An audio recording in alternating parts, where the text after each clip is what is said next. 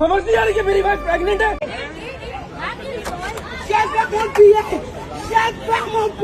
मोदी जी, ये अदानी जी जो है, इनका आपके साथ क्या रिश्ता है? नमस्कार, मैं द सच्ची वॉइस चैनल से। चलिए जानते हैं आज भारत की राजनीति से जुड़ी फटाफट जरूरी खबरों को सिर्फ 5 मिनट में, जिसे सुनकर आपके होश उड़ जाएंगे, लेकिन गोदी मीडिया आपको कभी नहीं दिखाता। तो वीडियो को लाइक करके चैनल को सब्सक्राइब जरूर कर दें। आज की पहली और सबसे बड़ी खबर। दोस्तों, इस खबर को सुनने से पहले आपके 2 सवाल जरूर होंगे। पहला, कि क्या नेता प्रतिपक्ष राहुल गांधी जी की भविष्यवाणी एक बार फिर सच साबित हो रही है? और दूसरा यह है कि एयरपोर्ट पर लोग जो आंदोलन कर चिल्ला रहे हैं, तो लोग बोल रहे हैं ये तो गलत है, लेकिन सच्चाई क्या है वो मैं आपको दिखाऊंगा।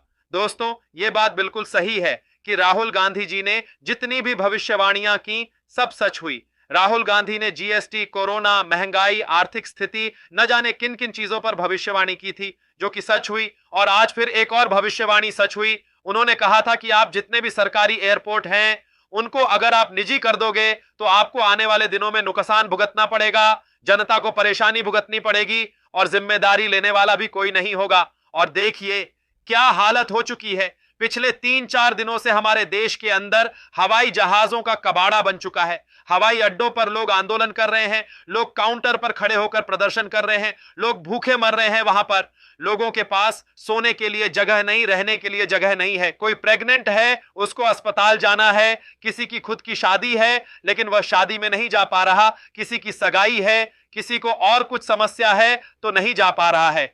आप एक ये वीडियो देखिए जिसके अंदर एक बाप अपनी बेटी के लिए पैड मांग रहा है क्योंकि पीरियड शुरू हो चुके हैं। एक महिला कह रही है कि वह प्रेग्नेंट है, उसको जल्दी से जल्दी घर जाना जरूरी है, लेकिन वह क्या कर सकती है? प्यार चाहिए, दे दो प्यार है। समझ नहीं आ रही कि मेरी वाइफ प्रेग्नेंट है। 5 मिनट पहले मेल करवाया था। कुछ हो नहीं रहा है अकेले के लिए, कम से कम किसको बुला लो। Your responsibility. घूमने नहीं एक बैग नहीं है।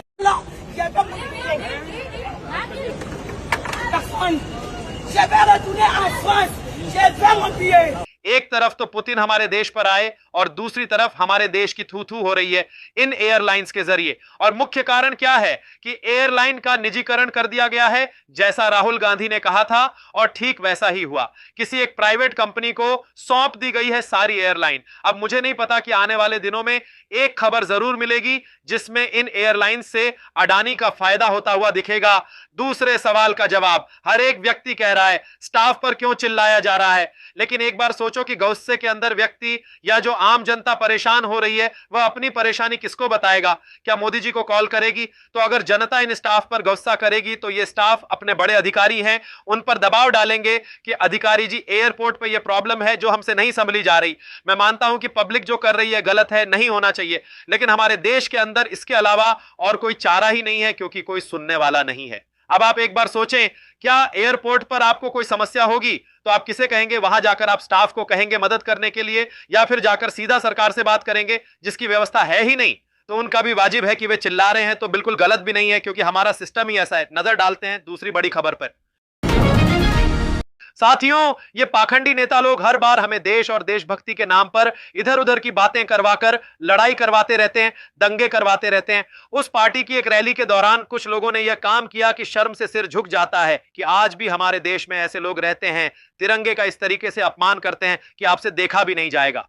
मैं उन लोगों की मानसिकता पर सोचता हूं कि उनके दिमाग क्यों नहीं चल रहा है, उनके दिमाग में इतनी क्यों गोबर गैस भर दी गई है जिससे कि उन्हें सही क्या है और गलत क्या है उसका भी पता नहीं लग सकता। अब कई सारे लोग कहेंगे कि यह तो तिरंगा नहीं, यह कांग्रेस का झंडा है, लेकिन उनको भी समझाना चाहता हूं, जो हमारे केसरिया, सफेद, हरा 3 रंगों का होता है वह हमेशा तिरंगा होता है और उसका अपमान अपमान ही होता है, चाहे वह कांग्रेस का हो या फिर उसके अंदर अशोक चक्र हो। उस बंदे ने एक बार भी यह ख्याल नहीं किया कि यह जो मेरे हाथ में है उसका हम हर 15 अगस्त और 26 जनवरी को त्योहार के रूप में मानते हैं, उसका सम्मान करते हैं। लेकिन इस बेबुनियादी बुद्धि के व्यक्ति ने जूते साफ कर दिए इस कपड़े से। अरे भाई, तूने जूते साफ कर दिए तो उससे कांग्रेस का कुछ नहीं गया, लेकिन तूने देश का अपमान किया है। तेरे जैसे लोगों को तो सजा मिलनी चाहिए, लेकिन क्या करें, कोई सच की आवाज का साथ देना भी चाहे तो भी नहीं दे सकता, क्योंकि सरकार खुद चाहती है कि तेरे जैसे लोग प्रचलन में आएं और आगे बढ़ें और ऐसे ही बस रैलियों में और धार्मिक सम्मेलनों में हो करते रहें। खैर, इन मंदबुद्धि को छोड़िए, लेकिन जितने भी मेरे जो दर्शक हो, आप भले ही किसी भी पार्टी का समर्थन कर रहे होंगे, कभी भी कहीं भी जहां देश की बात हो वहां आपको देश का सम्मान करना चाहिए। देश के सम्मान से ऊपर उठकर आपके लिए कोई भी राजनीतिक पार्टी नहीं होनी चाहिए। नजर डालते हैं अगली खबर पर। दोस्तों, ये जो आप खाली कुर्सियां देख रहे हैं वह किसी विपक्ष के नेता के संबोधन के दौरान की नहीं है। यह हमारे राजस्थान के माननीय मुख्यमंत्री श्री भजन लाल जी शर्मा जी की मीटिंग में आई हुई बहुत सारी जनसंख्या है, जो कि भजन लाल जी शर्मा को इतना चाहती है कि उन्होंने उसे वोट देकर मुख्यमंत्री बनाया है। अब जिस मुख्यमंत्री को अक्कड़ बक्कड़ बम्बे बोलचे करके मुख्यमंत्री बनाया जाता है, उससे आप क्या उम्मीद रख सकते हैं? राजस्थान जैसे बड़े राज्य का प्रतिनिधि मुख्यमंत्री उसकी एक पर्ची के माध्यम से चुना जाता है कि अगर उसमें पर्ची का नाम आ गया तो उसको मुख्यमंत्री बना दिया गया। तो आप मुझे बताइए कि क्यों होगी देश के अंदर मुद्दों की बातें। नजर डालते हैं अगली खबर पर। दोस्तों, महत्वपूर्ण खबरों से पहले शांत मत बैठना। अगर आपको किसी साजिश पर गुस्सा आया तो कमेंट में दिखाइए और इस वीडियो को अंधभक्तों के शेयर कीजिए। आपकी छोटी सी कोशिश देश को सुधारेगी और सच्ची जानकारी के लिए लाइक और सब्सक्राइब जरूर कीजिए। नजर डालते हैं अगली खबर पर। साथियों, बहुत से साथी जो वर्तमान बीजेपी सरकार से परेशान हैं, लेकिन वह सोचते हैं कि विपक्ष भी मुद्दे की बात नहीं करता, तो उनको मैं बताना चाहूंगा कि विपक्ष तो मुद्दे की बात करता है, लेकिन मुद्दे की बातें दबा दी जाती हैं, क्योंकि गोदी मीडिया है जो कभी उनकी कीमती बातें, वैल्यूएबल बातें आपको साझा करता ही नहीं है, जबकि तोड़ मरोड़ कर शेयर किया जाता है छवि खराब करने के लिए। अब आप देखिए, राहुल गांधी ने खुले तौर पर कह दिया कि मैं प्रधानमंत्री नरेंद्र मोदी जी से डिबेट करने के लिए तैयार हूं। इतना खुला चैलेंज दे दिया, अभी भी हमारे देश के 56 इंच की छाती वाले प्रधानमंत्री क्यों डरे हुए हैं? और डर का कारण भी राहुल गांधी ने बता दिया है। सुनिए पहले। आपको क्या लगता है नरेंद्र मोदी डिबेट करने आएंगे? नहीं आ सकते हैं, क्योंकि मैं आपको बताता हूं क्या होगा। पहला सवाल मैं उनसे पूछूंगा, नरेंद्र मोदी जी, ये अदानी जी जो है, इनका आपके साथ क्या रिश्ता है? फिर मैं पूछूंगा, ये जो काले कानून आप लाए, इसके बारे में आप समझाइए। फिर उसके बाद मैं कहूंगा, जब कोरोना में लोग मर रहे थे, आपने देश को थाली बजाने के लिए क्यों कहा? उसके बाद मैं पूछूंगा, मोदी जी एक बात बताइए, आपने वो जो शी जिनपिंग है उसको झूले पे झुलाया और वो हिंदुस्तान की दिल्ली जितनी जमीन उठा के ले गया, उसकी आर्मी आज तक उसमें बैठी हुई है, ये आपने क्या किया? उसके बाद मैं पूछूंगा, ये मुझे बताइए, आप अग्निवीर स्कीम क्यों लाए? नरेंद्र मोदी जी, गैस सिलेंडर का दाम के बारे में बताइए, महंगाई के बारे में बताइए, बेरोजगारी के बारे में बताइए। तो नरेंद्र मोदी डिबेट नहीं कर सकते हैं। बिल्कुल सही बात है दोस्तों। एक बार आप कल्पना करिए कि हमारे देश के प्रधानमंत्री और राहुल गांधी आमने सामने बैठे हैं। राहुल गांधी ने यही सवाल प्रधानमंत्री नरेंद्र मोदी जी से पूछ लिए तो उनका क्या रिएक्शन होगा? या तो कहेंगे आप इंटरनेशनल हो, आपने ऐसा कैसे पूछ लिया, आपने हमारे हिंदू धर्म का अपमान किया है, आपको यह सवाल मुझसे नहीं करना चाहिए, पंडित जवाहरलाल नेहरू जी से और महात्मा गांधी जी से करने चाहिए। मुझे तो यह सोचकर हंसी आती है कि क्या माहौल होगा, लेकिन सोचने से क्या होगा, यह तो मैं 100% यकीन के साथ कह सकता हूं। अगर हमारे मोदी जी अमर हो जाएं और आज से 100 साल बाद भी प्रेस कॉन्फ्रेंस करने के लिए उनको बोल दिया जाए तो वे कभी तैयार नहीं होंगे। बस सिर्फ रेडियो पर आएंगे, अपना मन की बात करेंगे, कोई सवाल पूछने वाला नहीं होगा, सिर्फ अपनी बात थोपी जाएगी बस। नजर डालते हैं अगली खबर पर। दोस्तों, राघव चड्ढा ने पार्लियामेंट को आज उस मोड़ पर पहुंचा दिया है जिसमें प्रधानमंत्री जी और अमित शाह के पास बात घुमाने का कोई मौका भी नहीं मिलेगा। दोस्तों, कई बार जो अंधभक्त होते हैं वे आपकी बातें मानने को तैयार नहीं होते हैं, आपसे बहस करना शुरू कर देते हैं। जब महंगाई पर बात करते हैं तो वे कहते हैं कहां है महंगाई, उस समय बहुत महंगी थी जब कांग्रेस की सरकार थी।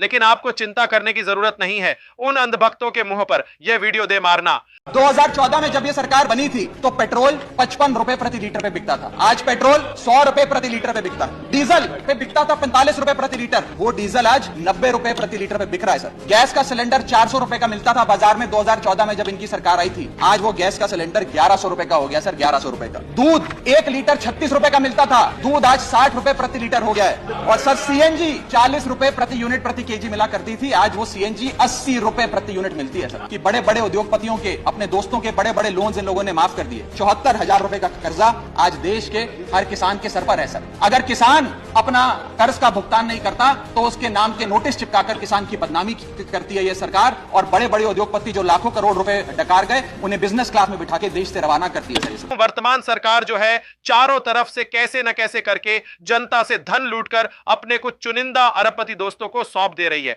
आप देखिए कि उस समय देश की हालत क्या थी, लेकिन फिर भी देश को लूटने का काम उस सरकार ने नहीं किया था। देश के पास खाने का राशन तक नहीं था, 15 दिनों का ही बचा था सिर्फ। लेकिन वह सरकार चाहती तो सभी किसानों पर टैक्स लगाकर पैसा वसूल कर सकती थी, सारी चीजें महंगी करके पैसा वसूल कर सकती थी, फिर देश की आमदनी को बढ़ा सकते थे। लेकिन नहीं, उन्होंने क्या किया? उन्होंने एक व्यवस्थित आर्थिक नीति अपनाकर देश को अपने पैरों पर मजबूती से खड़ा किया। लेकिन आज की सरकार क्या कर रही है? एक बने बनाए देश पर सिर्फ और सिर्फ अपने कुछ दोस्तों की जेब भरने के लिए, अपनी कुर्सी को बचाने के लिए सभी जनता पर धर्म का पर्दा डालकर मौज कर रही है। नजर डालते हैं अगली खबर पर।